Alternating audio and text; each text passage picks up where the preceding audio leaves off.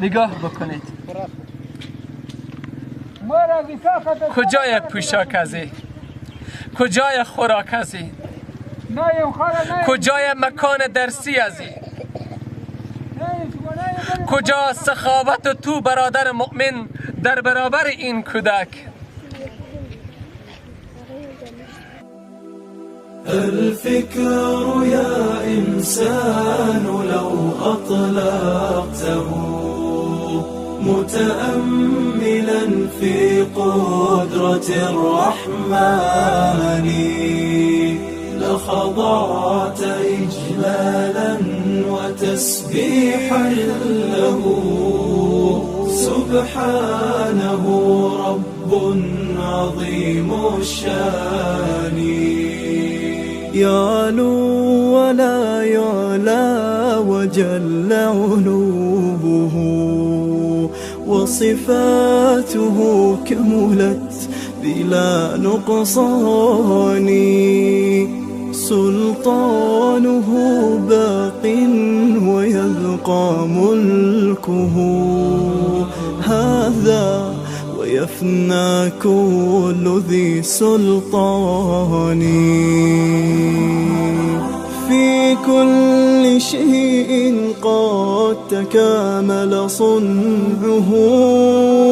ذا محكم التنزيل خير بيان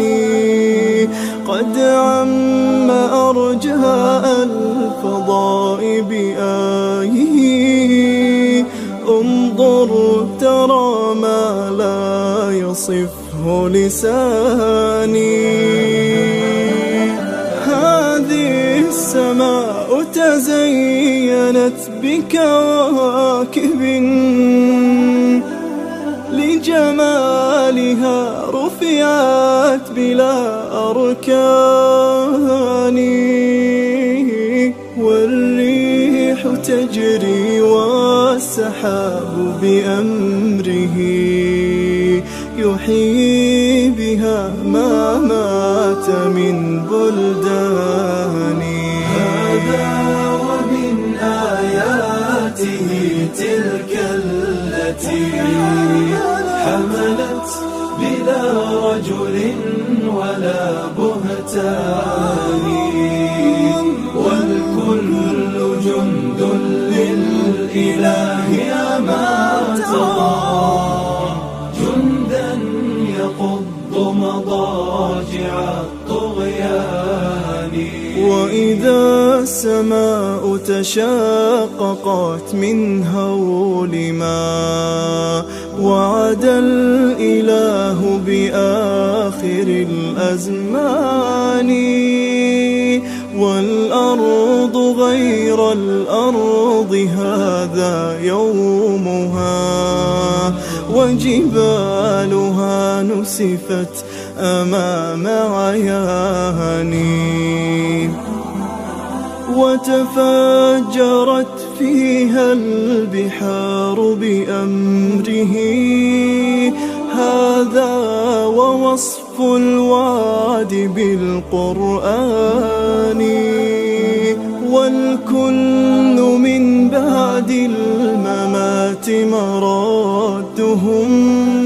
نحو الإله الواحد الديان